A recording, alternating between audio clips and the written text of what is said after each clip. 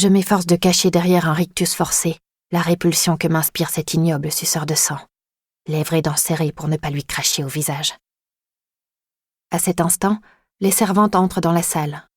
Elles placent devant chaque mortel une assiette garnie de coquillages, au milieu desquels trône un demi-homard couché sur un lit d'algues. Et devant chaque vampire, un flacon rempli de cet affreux sang rosé décrit dans le menu. Je suis prise d'un haut le cœur au moment où les immortels débouchent leurs flacons respectifs. Ils en versent le contenu dans une petite coupe en cristal, parmi la forêt de verre posée devant eux, chacun ayant une forme différente pour mieux déguster un type de sang spécifique. Un cliquettement synchronisé résonne à travers la vaste salle. Ce sont les convives mortels qui saisissent leur couvert d'or, parmi la batterie complète disposée de chaque côté de leur assiette. J'ai suffisamment révisé pour reconnaître la petite fourchette à hors-d'œuvre, les ciseaux à homard et la longue pique à crustacés. Je décortique mon homard, le plus élégamment possible. La pensionnaire assise de l'autre côté d'Alexandre ne s'en sort pas aussi bien que moi. La pince de son homard ne cesse de glisser entre ses ciseaux, sans qu'elle parvienne à affermir sa prise. Je sens qu'elle n'en a tout simplement pas la force. Elle peine déjà à garder les yeux ouverts, alors comment pourrait-elle briser la cuirasse épaisse du crustacé? Une vague onde m'étreint le cœur, tandis que j'observe à travers la salle toutes celles qui luttent mollement avec leur hors-d'œuvre. Au moins une demi-douzaine de demoiselles, celles qui ont bu tout à l'heure à la cafetière empoisonnée. Madame Étiquette les lorgne d'un regard désapprobateur, qui ne fait qu'ajouter à leur stress et à leur confusion. Pour la plupart, je les connais à peine. Quant à Poppy, qui m'a fourni l'arme du crime à son insu, je ne me fais pas de soucis pour elle. Elle n'aime pas le café, et de toute façon son addiction à la morphine a sans doute haussé son seuil de tolérance. « Diantre, faites donc attention !» s'écrie soudain une noble mortelle, assise à la table en face de la mienne. Sa voisine, Marie-Amélie de la Durance, vient de lui projeter des miettes de carapace de homard dans l'œil. La demoiselle, pourtant l'une des mieux élevées de la promotion, se confond en excuses pâteuses, sa diction ralentie par la drogue. Et toc, une de moins pour la gorgée du roi. Ce sang de jouvencelle est, comment dirais-je, un peu râpeux sur la langue, se plaint soudain Edmé. À peine a-t-elle reposé sa coupe presque intacte sur la table, qu'une voix retentit dans mon dos, celle de Madame Thérèse, qui s'est approchée de nous à pas de loup. « Ce doit être une erreur, Madame la Marquise, » dit-elle. « Laissez-moi examiner le flacon, je vous prie. » La gouvernante saisit le petit récipient de verre, dont Edmé a vidé le contenu dans sa coupe. Elle en déchiffre à voix haute l'étiquette manuscrite. Sang tiré le 24 octobre 299. Lieu Versailles. Source Toinette Perrin, 18 ans. Je me fige sur ma chaise, comprenant soudain que rien n'est dû au hasard dans ce souper du diable. Ni mes voisins de table vampirique, ni ce flacon maudit. Le regard impitoyable que me lance Madame Thérèse ne fait que confirmer ma terrible intuition. « Oh, je crois que je comprends ce qui s'est passé !» s'écrie-t-elle, feignant la surprise, alors que d'évidence tout a été orchestré.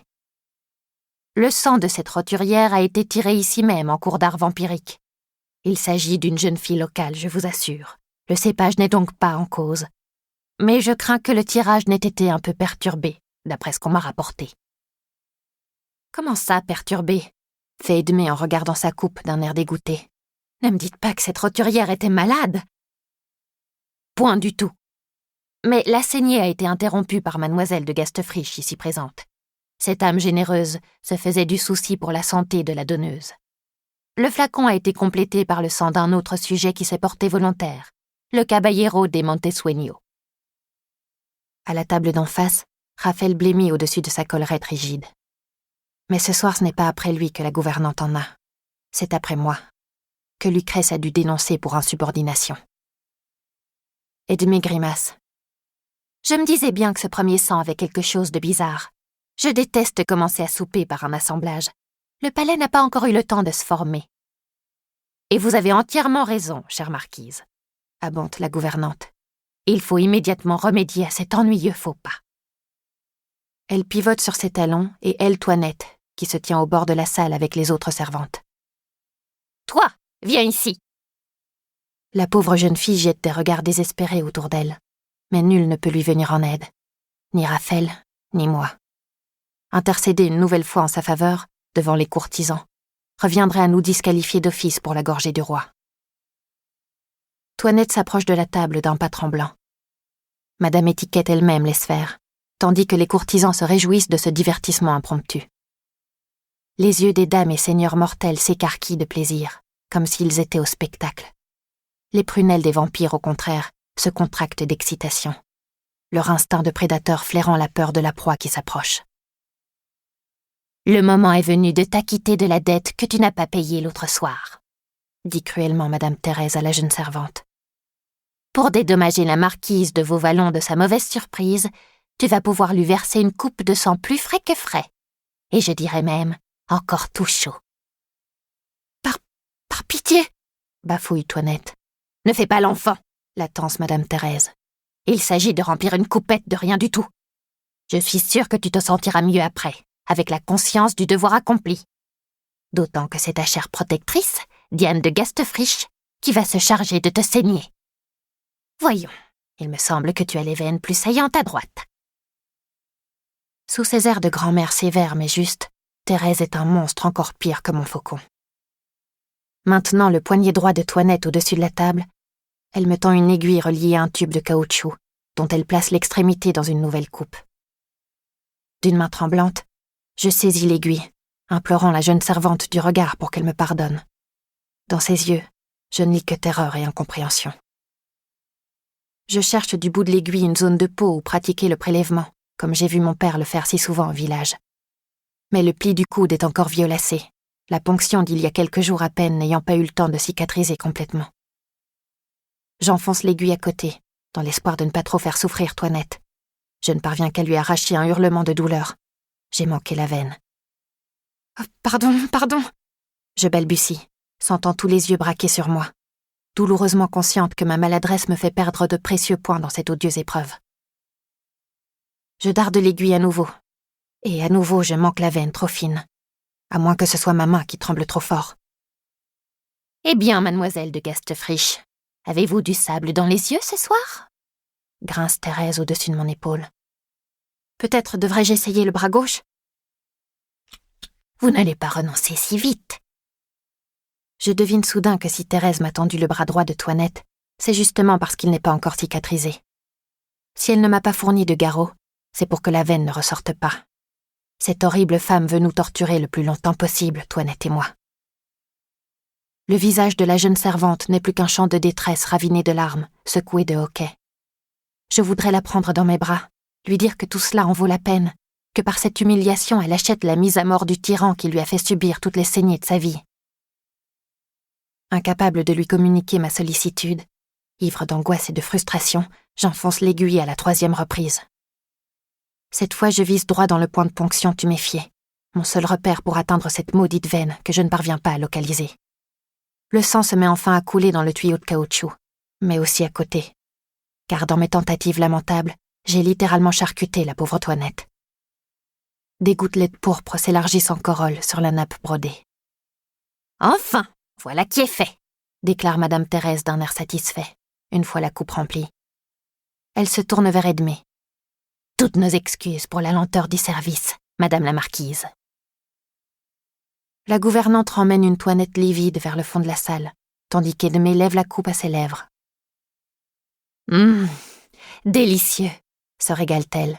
« Quel palais ! Enfin, façon de parler, pour une soubrette qui doit avoir grandi dans un taudis. » Son mot d'esprit déclenche rire et applaudissements parmi les courtisans. Certains lui lèvent des toasts, de leurs verres remplis de vin ou de sang. Dans ma bouche, le homard n'a plus aucun goût, pas davantage que le velouté ou que la dinde qui lui succède.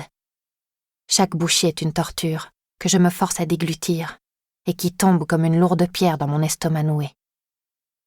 2 heures durant, mon visage n'est plus qu'un masque figé dans un sourire douloureux. Je ne parviens pas à me réjouir de voir certaines de mes concurrentes renverser leur verre de vin ou piquer du nez dans leur assiette, au point que Madame Thérèse doit raccompagner 2 d'entre elles au dortoir avant qu'elles ne s'effondrent. Le spectacle des courtisans mortels se goinfrant sans mesure me donne la nausée. Celui des vampires absorbant goulûment les flacons de sang, toujours plus grands qu'on leur apporte, m'horrifie. À voir leurs narines frémir et leurs canines s'ériger, je repense avec effroi aux paroles de la princesse des Ursins dans les jardins royaux. Pour une raison inconnue, la soif des immortels n'a cessé de s'accroître ces derniers temps. Lorsque vient enfin le moment de quitter la table, j'esquive Alexandre et son flot d'explications que je n'ai aucune envie d'entendre, tandis que les invités gavés de bonne chair, d'alcool et de sang rentrent au château d'un pas lourd. Les pensionnaires ensommeillés montent se coucher. Je profite du mouvement chaotique pour échapper au groupe et me faufiler dans les couloirs plongeant vers les cuisines en sous-sol. Le souper est fini, ma prestation aussi. Mon sort est désormais entre les mains de Madame Étiquette et la suite ne dépend plus de moi. En revanche, je dois absolument trouver Toinette pour m'excuser du traitement que je lui ai fait subir.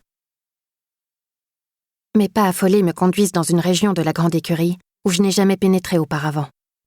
Je dévale des escaliers, anxieuse de parler à Toinette, douloureusement consciente du peu de temps dont je dispose avant de remonter au dortoir. Il me semble entendre des frottements et voir des ombres grandir sur les murs. Dans ces couloirs sombres, point de servante ni de valet.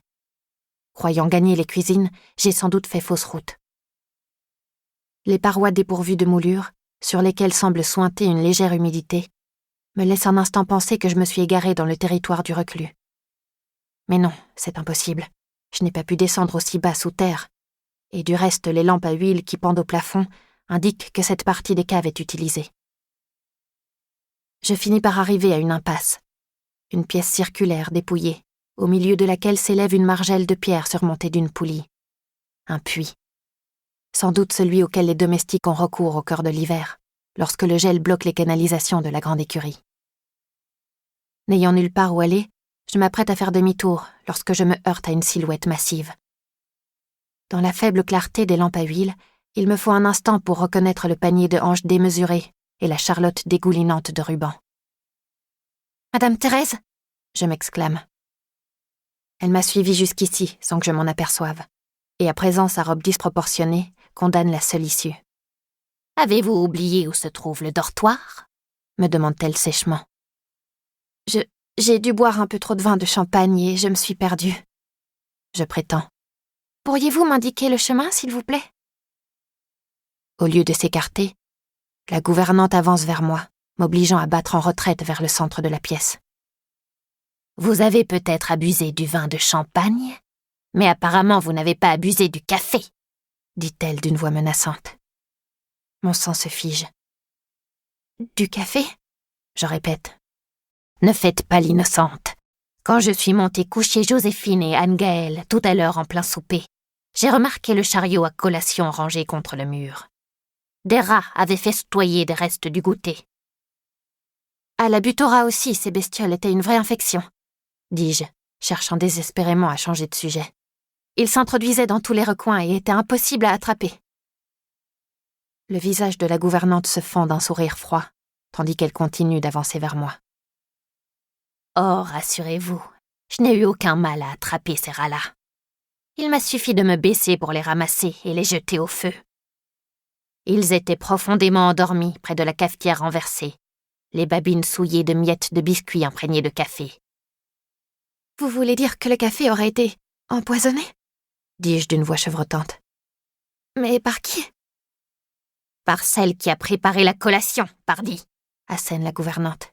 « Toinette, votre protégée, votre complice. » Mes talons se heurtent à la margelle du puits. Je ne peux plus reculer. « C'est vous qui lui avez dit de commettre ce crime, n'est-ce pas ?» m'accuse la gouvernante en m'attrapant le bras. « Avouez, avouez, qu'on envoie enfin cette oie au gibet et vous hors de ces murs !» Je tente de me dégager, mais la vieille femme s'agrippe à mon bras avec une force dont je ne l'aurais pas cru capable. La panique bloque ma poitrine. L'odeur terreuse et humide s'exhalant des murs me sature les narines. Je ne peux plus respirer. « Petite intrigante !» gronde la gouvernante. « Quand le roi apprendra ce que vous avez fait, ce n'est pas le couvent qui vous attend. C'est la saignée, comme ces vulgaires roturières que vous aimez tant. » Je vous signale que vous êtes une roturière, vous aussi. Je parviens à rétorquer dans un souffle rauque. La colère sur le visage fardé de la gouvernante se mue en expression de haine pure. « Espèce de garce !» vocifère-t-elle en me giflant à toute volée. « Vous vous croyez tellement supérieur à moi ? Je mérite d'être transmutée autant que vous ou que n'importe quelle péronnelle de cette école !» Elle s'apprête à me gifler à nouveau, mais j'attrape son poignet tremblant de rage. « Lâchez-moi immédiatement !» hurle-t-elle, une lueur de folie dans les yeux. « Lâchez-moi ou je vous saigne !» Elle ouvre grand sa bouche aux dents plombées, visant ma gorge. Mais dans la position où je la tiens, sa mâchoire ne parvient qu'à se refermer sur mon épaule. La morsure hargneuse perce ma peau à travers l'étoffe de ma robe, me tirant un cri de douleur et d'effroi. Ivre de panique, j'arrache de moi cette démente si obsédée par l'idée de la transmutation qu'elle se prend déjà pour une vampire. Je la retourne contre la margelle et la pousse de toutes mes forces dans le puits. Son énorme panier d'osier se coince dans l'ouverture, révélant ses multiples jupons de dentelle, ses bas de soie fines et ses jambes malingres s'agitant dans les airs. Sous cet épais bouchon d'étoffe, la voix de la gouvernante me parvient, étouffée. « Aidez-moi! Aidez-moi immédiatement, petite sotte !» Je reste immobile au bord du puits, tétanisée, l'épaule en sang. Centimètre après centimètre, je regarde les jambes de la gouvernante s'enfoncer, ces furieuses ruades ne servant qu'à écraser le panier dont les cerceaux craquent les uns après les autres. Elle change soudain de ton, ses insultes se muant en supplications larmoyantes. « Je vous promets que je ne dirai rien au roi pour vos tricheries, et vous tairez cette petite morsure de rien du tout qui m'est échappée. Ce sera notre secret à toutes les deux. Ce sera... Ah !» Le reste du panier cède d'un seul coup. Souliers, bas, jupons. Tout cela disparaît à travers le gouffre noir, avec un long hurlement qui va diminuant, jusqu'à s'éteindre dans un plouf lointain.